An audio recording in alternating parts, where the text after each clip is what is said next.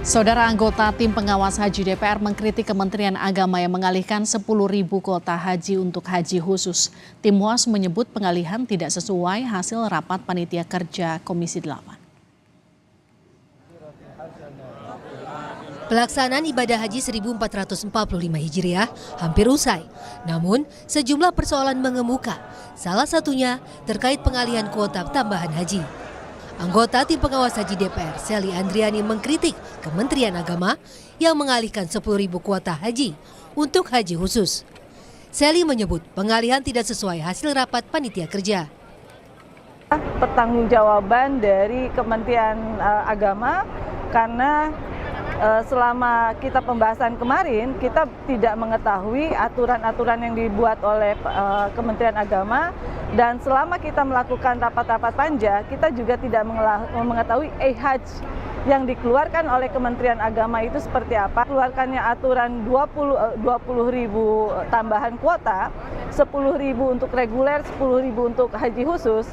Seharusnya ada tambahan space untuk 10.000 haji reguler, dan hari ini terbukti bahwa 10.000 tambahan untuk reguler ternyata tidak ada juga tambahan space untuk haji reguler. Tahun ini Indonesia mendapat kuota haji tambahan dari pemerintah Arab Saudi sebanyak 20.000 jemaah. Diharapkan tambahan kuota haji dapat mempercepat keberangkatan calon jemaah reguler yang telah menunggu selama bertahun-tahun. Hasil rapat panitia kerja Komisi 8 mengacu pada ketentuan Undang-Undang Nomor 8 Tahun 2019 terkait penyelenggaraan ibadah haji dan umroh, yang isinya kuota haji khusus ditetapkan sebesar 8% dari kuota haji Indonesia. Namun, Kemenak mengeluarkan peraturan Menteri Agama, Permenak, bahwa setengah kuota tambahan diberikan ke haji khusus, yakni 10.000 jemaah haji reguler dan 10.000 jemaah haji khusus. Kami kutip dari website Kemenak, Direktur Pelayanan Haji Dalam Negeri Kementerian Agama, Saiful Mujab, mengatakan sebanyak 10.000 kuota tambahan diperuntukkan bagi jemaah haji reguler, sementara 10.000 lainnya untuk jemaah haji khusus. Dengan penambahan 20.000 jemaah haji, total kuota haji Indonesia menjadi 241.000 jemaah. Jumlah ini menjadi yang tertinggi sepanjang sejarah pemberangkatan haji di Indonesia. Tim Liputan, Kompas TV.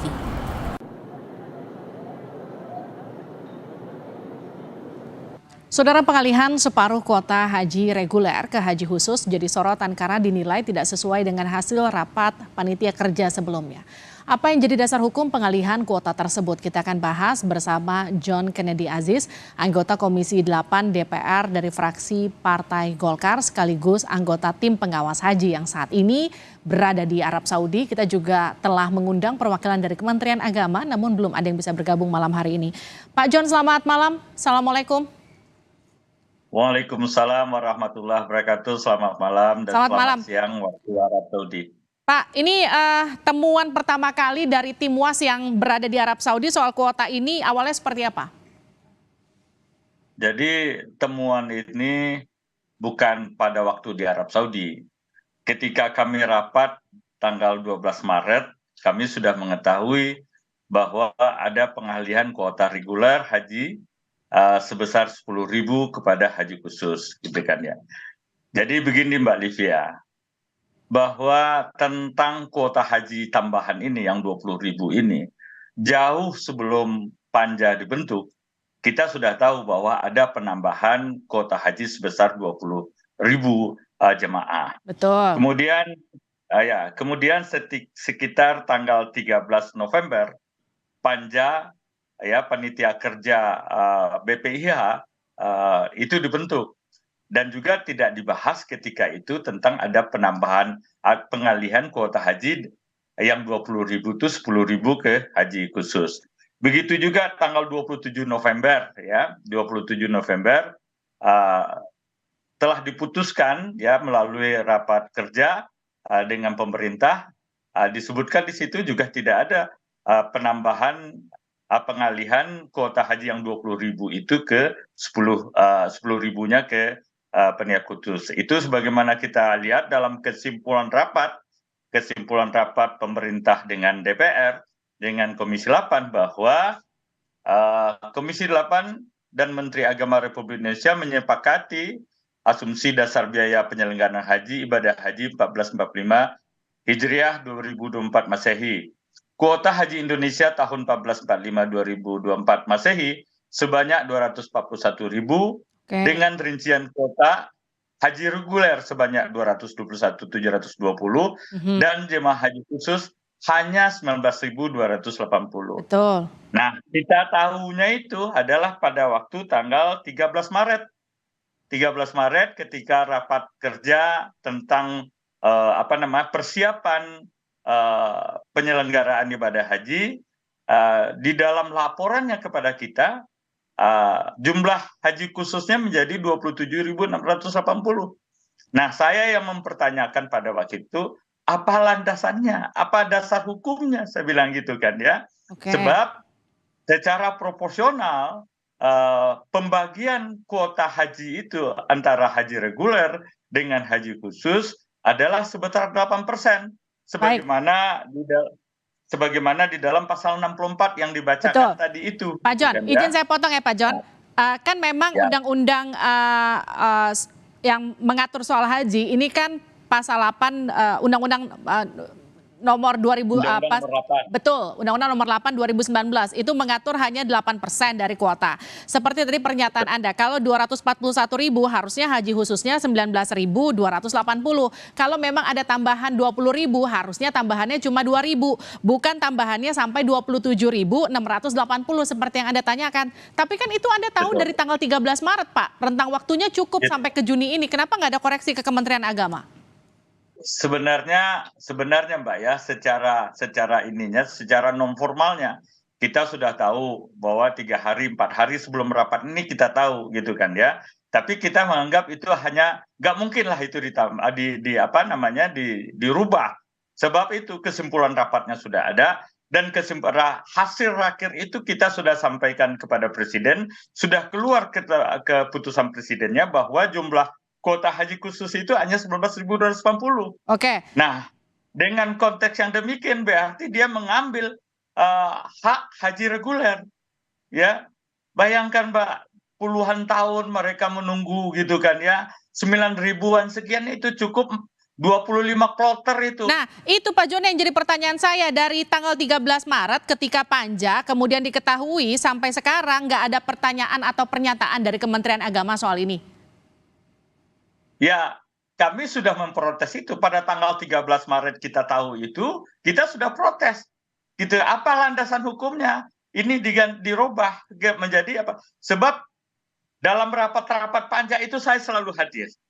Saya selalu hadir dalam memutuskan apa hasil dari panja itu. Tidak ada disebut-sebut bahwa ada pengalihan kuota tambahan yang 10.000 kepada ONH plus itu, kepada haji khusus itu. Nah, kita tahunya adalah tanggal 13 Maret setelah terjadi pemberangkatan beberapa kloter jemaah haji ke Tanah Suci. Nah, kita melalui kesempatan itu kita protes. Tidak benar itu, saya bilang gitu kan. Apa landasan hukumnya? Itu jelas itu hak haji reguler. Gitu Mbak Livia. Oke, ini kan juga ada EHAJ ya yang kemudian diatur oleh Arab Saudi, betul ya Pak? Ini nggak terdeteksi juga ya Pak soal kemudian pembagian polanya dari awal? Kami yang mengelola EHAJ itu kan adalah Kementerian Agama. Betul. Dan tidak dilaporkan kepada kita, gitu kan ya. Nah, tentang bagaimananya pengalihan itu, kita tahunya adalah pada tanggal 13 Maret itu secara formal. Secara formal itu kita tahu bahwa hak haji reguler, hak jemaah haji reguler sebesar kurang lebih 9.000-an itu dipindahkan ke haji khusus gitu. Nah, pengelolaan EHAJ itu kita tidak tahu. Itu yang mengelola kan Kementerian Agama. Oke, kalau sekarang dari sisi pelaksanaannya Pak, dari pengalihan kuota itu ada nggak kemudian dampak secara langsung selain pengurangan antrian yang pasti tidak bisa terlaksana karena sebetulnya lumayan kalau memang untuk mengurangi antrian para jemaah haji ya Pak. Tapi implementasinya di lapangan ada kendala nggak Pak? Ada efeknya nggak? Nah, akibatnya apa? Ya, jemaah haji khusus juga tidak siap untuk menerima yang 10.000 itu. Tadi malam kami survei, ya ada beberapa penyelenggara jemaah haji khusus bahkan tidak dapat tempat di Mina itu, di tenda Mina itu. Karena mereka tidak siap gitu loh untuk menerima itu. Tenda-tenda untuk jemaah haji itu di Mina juga terbatas tempatnya gitu loh. Nah, di sisi lain, memang tenda-tenda di haji reguler, tetapi masih memungkinkan untuk dilakukan penambahan. Penambahan kuota haji itu sangat sangat diperlukan oleh haji reguler, Mbak. Sekarang antrian jemaah haji itu 10 tahun sampai 45 tahun. Ya. Nah, 9 ribuan ini sangat-sangat bermanfaat untuk haji reguler. Nah, itu bagaimana Pak evaluasinya nanti pasca penyelenggaraan haji ini? Memang permasalahan penyelenggaraan ibadah haji ini dari tahun ke tahun saya melihat ya, saya beberapa kali ikut panjanya, tidak ada peningkatan apapun. Tapi alhamdulillah kita pun mensyukuri tragedi Musdalifah yang di tahun 2023 terjadi, di tahun 2024 ini tidak terjadi. Tetapi mengenai over capacity, mengenai habis sholawat yang tidak termanfaat secara baik, mengenai keterlambatan pemberangkatan jemaah haji, ya juga itu masih terjadi. Makanya kami tim UAS yang terdiri dari lintas komisi ketika rapat tim UAS dengan pemerintah pada tanggal 12 Juni yang lalu berpendapat bahwa kita akan membentuk suatu pansus tentang penyelenggaraan ibadah haji ini ya untuk bagaimana supaya ke depan penyelenggaraan ibadah haji ini dapat lebih baik, lebih nyaman dan lebih bermanfaat sesuai dengan kondisinya oleh jemaah. Oke, artinya setelah ini Menteri Agama akan dipanggil dong ya sama tim UAS dan juga Komisi 8 untuk dimintai jawabannya soal pengalihan kuota ini, Pak. Oh iya, jelas ya, kami tentu setelah selesai penyelenggaraan ibadah haji tahun 2024 ini, kami akan memanggil Kementerian Agama mengevaluasi tentang kinerja daripada Kementerian Agama di dalam penyelenggaraan ibadah haji ini. Oke, terima kasih Pak John sudah bergabung bersama kami di Sapa Indonesia Malam. Sehat-sehat selalu, Pak. Terima kasih kembali. Assalamualaikum warahmatullahi wabarakatuh. Waalaikumsalam.